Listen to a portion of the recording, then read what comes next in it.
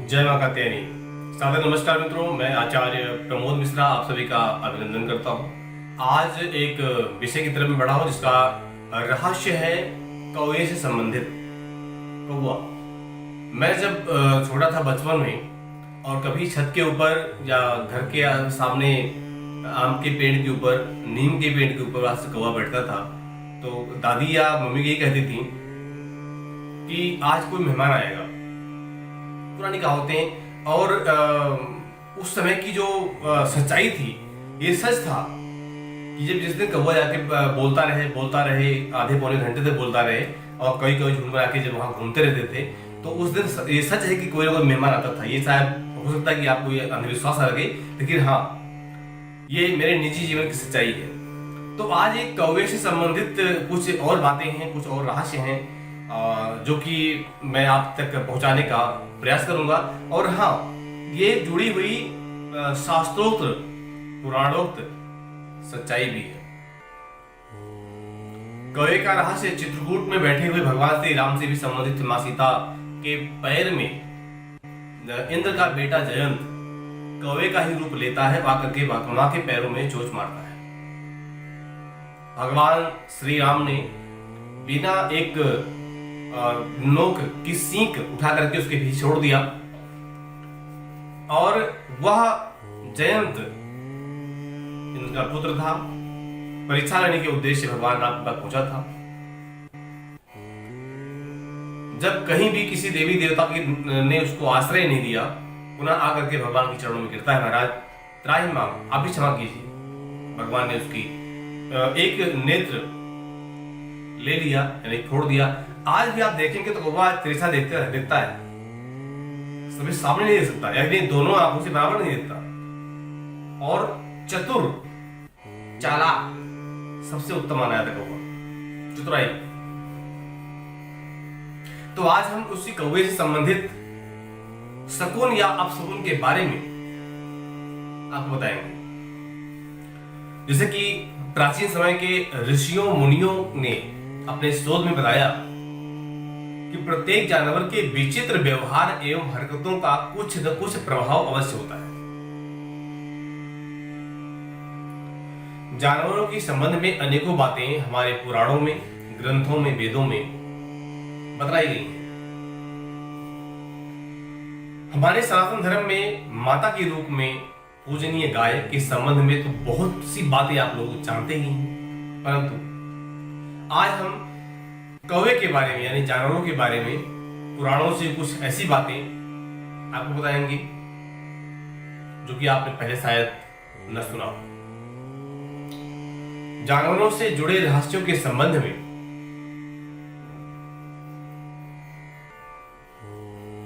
जो बातें पुराणों में बताई गई हैं, लिखी हुई हैं, वो आपको आश्चर्य में डाल देंगे कि आखिर ऐसा क्या है। तो मित्रों, कौवे के संबंध में पुराणों में बहुत सी विचित्र बातें बताई गई हैं जो आप लोग शायद जानते हैं। और श्राद्ध पक्ष में अमावस्या को पितरों के उद्देश्य से कौवे को भी भोजन कराया जाता है, कौवे को भी आहार दिया जाता है, जानते होंगे आप सब। और धर्म ग्रंथों के अनुसार इस पक्षी ने, कौवे ने,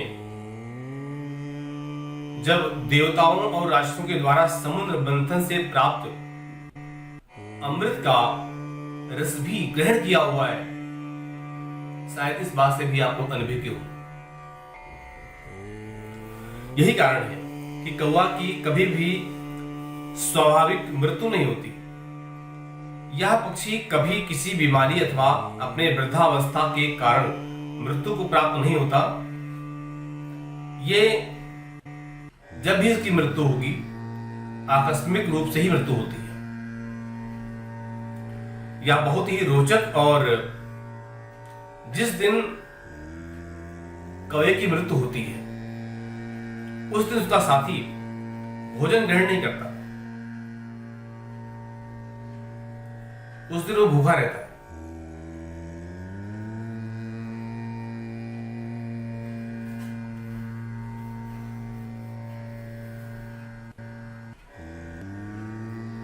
ऐसे रहस्य, ऐसे दिव्य रहस्य जो कि शायद आप जानते हो या न जानते हो, ये मुझे नहीं पता। बाकी पौराणिक रूप से ये सत्य है। जो कौवा, काक, आप देखा ना कि रामायण में काकभूषुंडी जी ने भी गरुड़ जी को राम कथा सुनाई। काक यानी कौवा होता है। यह बहुत ही रोचक है कि जिस दिन कौवे की मृत्यु होती है उस दिन उसका साथी भोजन ग्रहण नहीं करता और उस दिन वह व्रत रखता है, और जब उसके साथी की मृत्यु हो जाती है वह जो कि पहले जानता है कि शायद आज हमारा साथी हमसे बिछुड़ने वाला है, तो वह पक्षी, उसका साथी शोकग्रस्त रहते हुए समय व्यतीत करता है। मित्रों, कौवे की लंबाई करीब 20 इंच की होती है। इसमें दो तरह के होते हैं, एक कार कौवा कहते हैं, यानी एकदम पूरा काला होता है, एक की गर्दन पर थोड़ा सफेदपन होता है। इनकी दो वैरायटी होती है, दो तरह के होते हैं। कौवे के बारे में पुराण में कहा गया है कि किसी भविष्य में होने वाली घटनाओं का आभास भी कौवे को पहले हो जाता है। मित्रों, पितृ का आश्रय स्थल भी कौवे को माना जाता है। श्राद्ध में कौवे का महत्व बहुत ही अधिक माना गया है। इस पक्ष में, श्राद्ध पक्ष में, यदि कोई भी व्यक्ति कौवे को भोजन कराता है तो इसका कहीं ना कहीं अंश पितरों को भी प्राप्त होता है, ऐसा शास्त्रों को मानता है। शास्त्रों में ये बातें स्पष्ट बताई गई हैं कि कोई भी क्षमतावान आत्मा कौवे के शरीर में श्राद्ध पक्ष में निवास करती है और उसी के द्वारा कौवा, कीड़े मकोड़े, चींटियां, गौ माता और श्वान इनके शरीर से भोजन प्राप्त करते हैं। भादो महीने के बाद 16 दिन कौवों का हर घर की छत पर मेहमान और मेहमानी इनकी बनती है। 16 दिन 7 पक्ष के दिन ये मेहमान के रूप में आते भी हैं और ग्रहण करते हैं। कौवे एवं पीपल को पितृ का प्रतीक और भाग माना जाता है। इन दिनों कौवे को भोजन कराना, पीपल देव को जल चढ़ाना, पीपल देव की पूजा करना पितरों की तृप्ति मानी जाती है। अब हम बात करेंगे, अभी जो बात कर रहे थे हम, ये तो पितरों से संबंधित था और कौवे से जुड़ा हुआ। अब है शकुन या अपशकुन के बारे में। यदि आप शनि देव को प्रसन्न करना चाहते हैं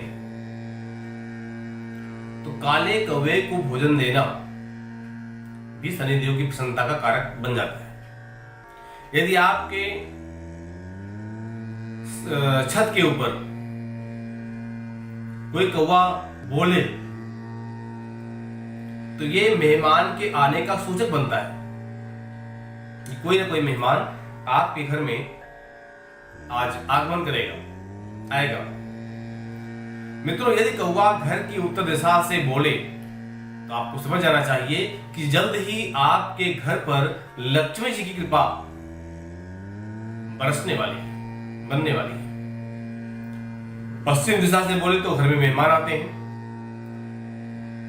घर के पूर्व दिशा से बोले तो कोई ना कोई शुभ समाचार आता है।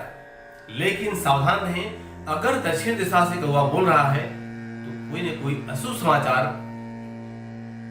जल्द ही प्राप्त होता है। कौवे को भोजन कराने से शत्रु व अनिष्ट का नाश भी होता है। तो आदि बहुत सी बातें ऐसी जुड़ी हुई हैं।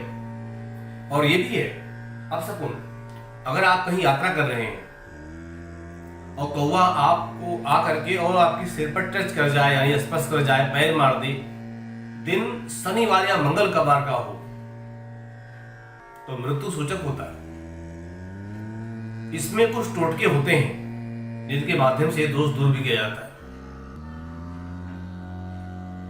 कोई आपका प्रिय व्यक्ति हो, उसको झूठा समाचार दिया जाए कि फला व्यक्ति को ऐसी घटना घट गई है, तो एक बार न बताया जाए, कोई घटना बता दी जाए, तो अगर वो व्यक्ति रो देता है थोड़ा बहुत, उसकी आंखों से आंसू गिर जाते हैं, तो ये दोष आपका दूर हो जाता है, नहीं तो घटना घट जाती है। तो मित्रों, इन्हीं विषयों के साथ मैं आपसे आगे लेता हूं। आज हमारा विषय था कौवे से जुड़े शुभ अपशकुन शकुन एवं रहस्य। बहुत बहुत धन्यवाद। सादर नमस्कार।